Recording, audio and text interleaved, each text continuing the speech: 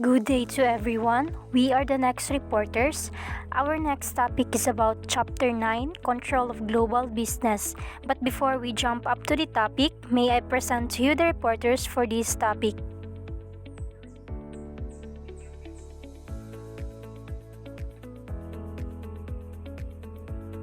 So, our reporters, we have Abigail Daquiado, Chair for Joyce Ricabo, Aprilin Paradillo, and Ivan Kent Cuerpo.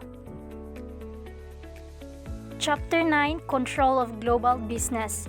And upon listening to this chapter, we should be able to discuss the importance of mission statements and the difference between shareholder and stakeholder orientations in such statements and in general corporate strategy formulation.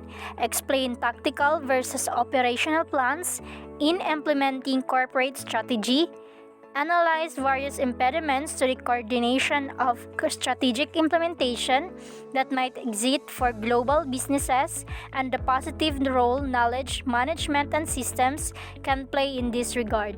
In particular, discuss the role of tacit versus explicit knowledge and that of the Internet. Discuss and analyze various types of control systems utilized by global businesses, including bureaucratic controls, interpersonal controls, output controls, and measurement systems like Six Sigma initiatives. And lastly, analyze the role organizations' culture plays in controlling organizational activities and how, when necessary, organizational cultures can potentially be changed.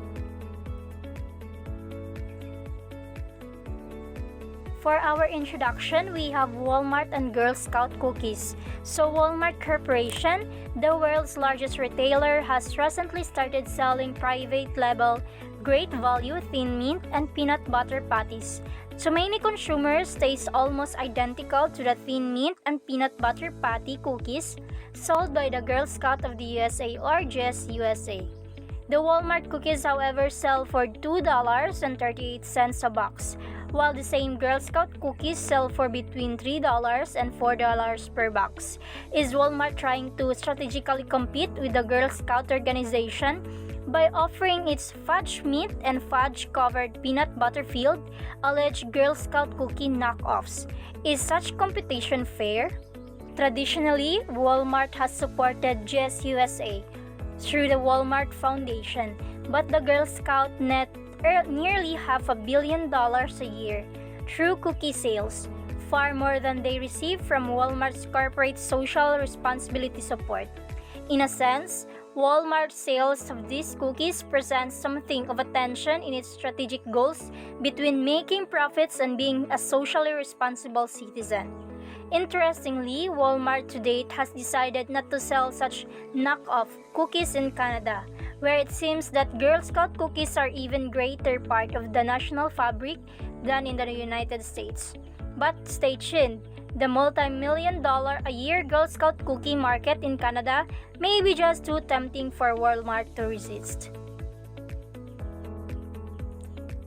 So starting from these slides, we have different big companies with their mission statement.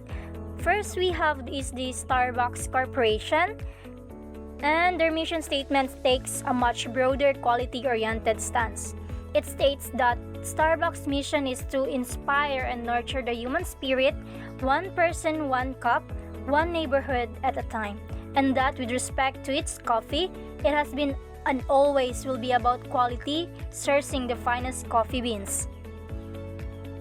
The second one is the Anadarko Petroleum Company, a $13 billion per year global oil exploration firm, states, "Our mission is to deliver a competitive and sustainable rate of return to shareholders by developing, acquiring, and exploring for oil and gas resources vital to the world's health and welfare." And lastly is the Walmart Corporation. So mission statement states that in everything do, we're driven by a common mission, saving people money so they can live better. So in sum, corporate mission statement is a sense provide a blueprint for companies in their strategy formulation and control functions. As the company conducts business, its executives can monitor performance against its stated mission and goals. One critical difference among mission statements or of different companies is the extent of which they express an orientation towards shareholders versus stakeholders or vice versa. So, in other words, corporate mission statements is a simple and short description that encompasses the purpose of a company, defining its culture, goals, and values, explains company's reason for existence, and describes its purpose, intention, and even overall objectives. Shareholders versus stakeholders. The shareholder model of strategy formulation operates from basic premise that the key strategic purpose of a business is to maximize financial returns for its owners or shareholders. The late Nobel laureate economist Milton Friedman, a proponent of this viewpoint, summarized it by one stating that overriding strategic goal of corporate officers should be to make as much money for their shareholders as possible. And the main difference of both is their primary focus, because the shareholder model of strategy formulation prioritizes maximizing shareholder value, while the stakeholder model of strategy formulation advocates for considering the interests of a broader range of groups impacted by the company's decisions. Strategy formulation. In formulating strategy, global business formulate their overall goals. Often this is done initially in a corporate mission statement. One major strategic goal formulation is whether adopt an overall shareholder or stakeholder orientation. Shareholders are the owners of the given business or corporation. Shareholders are individuals of groups that have a vested interest or stake in a business or corporation even though they are not owners of it. Typical stakeholders include the company's employees, customers, and the general communities where it operates. Strategy formulation is also called business planning or strategic planning. It helps to determine what the firm should do. It is the process of using available knowledge to document the intended direction of a business and the steps to reach its goals. Most global businesses have a concept of their general purpose that they express in a mission statement of why the company exists and what it strives to accomplish. Mission statements provide general guidelines for the given company's strategy formulation and decision making. So again, the three big companies I mentioned a while ago are those examples of mission statements. So this is the figure of the shareholders model of strategy formulation. So how does strategy formulation affect to global business and to shareholders? While the stakeholder model of strategy formulation, so stakeholders model of strategy formulation, model that believes that businesses exist to benefit not just their shareholders but also various groups such as employees, customers that have a meaningful stake in their operations. So in this figure, we can see here that there are many benefactors of the strategy formulation. So how does the strategy formulation affect to its shareholders, consumers or customers, employees, global business, suppliers or vendors, creditors, and even the communities where it does business? Strategy implementation. So means putting strategy into action, or meaning that the global business now has to implement this strategy. For better understanding, we have an example of strategic implementation, the Walmart Corporation. Walmart Corporation strategy is to offer its customers the lowest possible prices on products. How does it go about achieving this strategy? Does it, for example, buy more apparel from Chinese manufacturers that can produce and sell apparel for lower prices than American manufacturers? In putting its strategies to work, Walmart will implement both operational and tactical plans in the relatively short run. Operational plans are very short-term, or less than 1 year plans formulated for implementing strategic goals. For example, in achieving its longer-term, low-price strategic objectives, Walmart could, as discussed above, have an operational plan during the next 6 months to buy more apparel products from lower-priced Chinese manufacturers rather than from somewhat expensive apparel manufacturers in the United States. So Walmart will also develop tactical plans, which are 1 to 3 year plans formulated for implementing strategic goals. An aforementioned tactical plan for Walmart in this area might be building and have up and running a textile manufacturing plant in China within the next 2.5 years. Finally, operational and tactical plans involve quite short-term strategy implementation 0 to 3 years. Longer-term strategy implementation involves global companies deciding whether they want to be prospectors, defenders, reactors, or analyzers. So what are the prospectors, defenders, reactors, and analyzers? In a classic 1978 book entitled Organization Strategy Structure, a process Professors Raymond E. Miles and Charles C. Snow developed a four-part typology with respect to how global and other businesses engage in strategy implementation in a longer-term basis. Miles and Snow characterized firms in this regard to be 1. Prospectors, 2. Defenders, 3. Reactors, and 4. Analyzers. So prospectors are organizations whose basic strategic implementation involves extending their success through global expansion and finding new market opportunities. So another Petroleum Corporation, for example, may decide that the best long-term way to implement its strategic goal of providing financial returns to its shareholders is to explore for oil in parts of the world where it has not explored to date, such as Africa. In such a situation, Anadarko will literally be prospecting for oil in a new part of the world, and after implementing short-term operational and tactical plans along these lines will likely set up permanent operations on the American continent. So prospectors, it is the most aggressive part of the four strategies. So they seek new opportunities at all times, constantly innovating and changing their products and services. These businesses tend to be fast-moving, taking risks and trying out new ideas quickly. The second one is the defenders. So defenders implement a basic market strategy of concentrating on its existing operations and generally defending their home turf. Altria Corporation, for instance, may feel that the importance of fiscal discipline in its stated mission mandates that it rein its operations in and simply concentrate on making its existing US base, Marlboro, Benson and Hedges, and other tobacco operations such as efficient and profitable as possible. So, defenders are those competitive strategy in which a business concentrates on its existing products or services and attempts to protect rather than to expand its market share by offering superior quality, low prices, and strong customer service. The third one are the reactors. So reactors are those companies where strategic implementation involves responding in an ad hoc manner to strategic actions initiated by competitors. At times, this approach can be seen as being somewhat inconsistent and unstable. So reactors are those firms that has no proactive strategy, often reacting to events as they occur, or alternatively they may have a defined strategy or organizational structure which are no longer appropriate for their commercial environment. Respond poorly to environmental changes, their performance suffers, and they cannot be able to commit to long-term plans.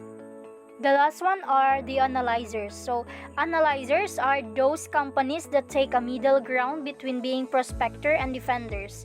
So, companies implementing the analyzer take some steps to extend their markets while at the same time putting a lot of emphasis on avoiding excessive risk and defending existing operations. So, those are companies who look for ways to maximize their opportunities while minimizing their risk. But they won't be the first one to move into a new market. They wait for until a prospector has proven that the market can be profitable. Coordination. Just an athlete needs to coordinate his or her movements to achieve the goal of running faster, throwing more powerfully, or striking a target. So businesses need to coordinate their actions to attain the goals set forth in their mission statements. Impediments to coordination. Coordinating strategy formulation and implementation may sound relatively easy in theory, but in practice, it is usually not very easy at all. In the real world, impediments to coordination of strategic implementation tend to abound. Legal, political, economic, technological, and other impediments may all abound in today's highly complex global business environment. So, coordinating strategy formulation and implementation is often much more challenging in practice due to various factors. Legal barriers can arise from regulations or contractual obligations. Political challenges may stem from changes in government policies or international relations. Economic fluctuations can impact resources and investments. Technological advancements can create disruptions or opportunities. And the overall complexity of global business environment adds another layer of difficulty. These impediments highlight the need for careful planning, continuous monitoring, and adaptation in strategic management processes. Explicit knowledge is knowledge that is codifiable and easy to specify or write down with little loss of richness. Organizational control often hinges upon the ability to convert tacit knowledge into explicit knowledge, so that foreign operations have a full understanding of what is expected of them. So, explicit knowledge is easily codified and specified, making it easier to transfer and communicate within an organization. Converting tacit knowledge into explicit knowledge is crucial for ensuring clarify and alignment across different operational areas, especially in international contexts where cultural differences and distance can add complexity. Bureaucratic controls are systems of rules and regulations that are promulgated within a global business. Such controls are often implemented to help maintain consistent procedures within an organization. So, bureaucratic controls are sets of rules and regulations established within a global business. They are designed to ensure consistent procedures and operations across the organization, promoting standardization and efficiency in how tasks and activities are carried out. Interpersonal controls involve executives engaging in personal contact with subordinates as a way of managing an organization. Interpersonal controls in an organization refer to executives using personal interactions and relationships with subordinates as a method of managing and overseeing the organization's activities. Output controls and measurement involve establishing specific goals on given metrics and then measuring to what extent these goals are being achieved at certain time intervals, example quarterly or annually. Companies use output controls and measurement to track their performance. This involves setting specific goals like profit per pound of product and then measuring how well they achieve those goals over time. This helps them make informed decisions about areas like profit, growth, and market share. Profits. Financial profits and specific financial goals are one of output control and measurement used by global businesses. Every business wants to make money, so profit goals are a common way to measure success. Just like Smithfield Foods, a pork producer used a simple and clear profit target of 10 cents per pound of processed pork sold. It's time for the dime. This approach aimed to keep the message easy to understand for employees. However, when entering the Chinese market, they focused on long-term growth instead of immediate profits. This shows that companies can use different output controls depending on the situation. Growth. Global businesses are constantly examining whether their businesses is growing or not. If businesses is not successfully growing, it may end up dying. Measuring and controlling effective growth can be extremely important in today's global business environment. A stagnant business is a risky business. Companies track growth to ensure they are moving forward. Companies like Smithfield Foods entering China may prioritize growth over immediate profits in new markets. They invest for the future, hoping to increase their market share and stock value in the long run. This is a critical strategy as growth is essential for many businesses to survive in a competitive global market. Productivity. Global businesses that put a strong emphasis on productivity are also likely to be willing to invest heavily in the technological advances necessary to increase employee and other corporate productivity. This is about getting the most output or results with the least input or resources. Businesses that value productivity may invest in technology to make employees more efficient. Just like in banking, productivity is measured by efficiency ratios. This means a bank with fewer employees making the same profit as a bank with more employees is considered more productive. A lower efficiency ratio indicates better run bank.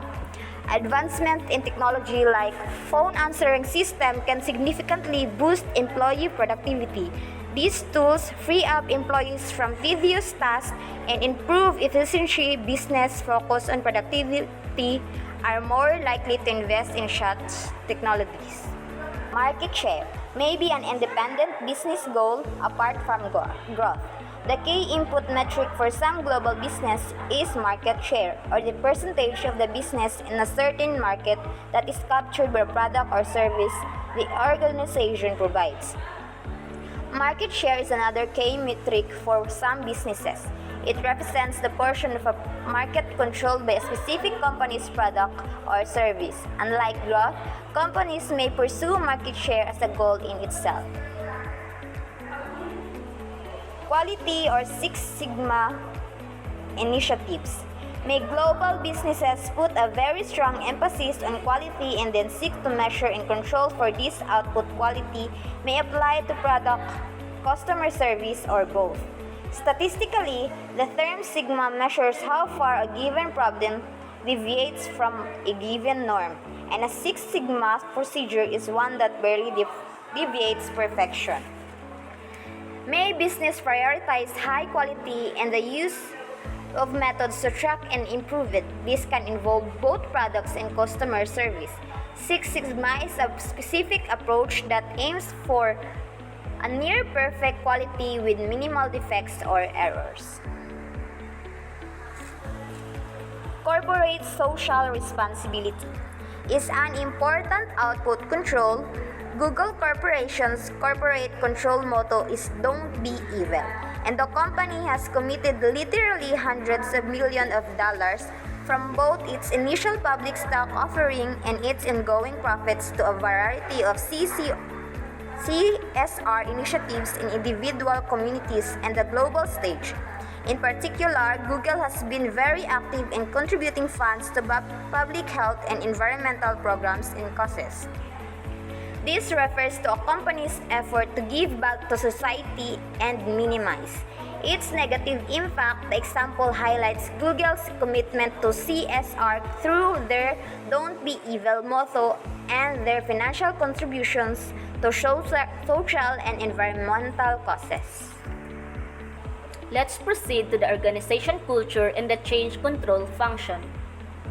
Organizational culture, it represents the personality of a given organization, its shared norms and values. It can be very effective control mechanism for an organization, particularly when the norms of a given business's culture are fully accepted by that organization's workforce. However, such norms are not fully accepted, and this can pose a challenge to organizational control. To meet this challenge, an organization may seek to change its culture.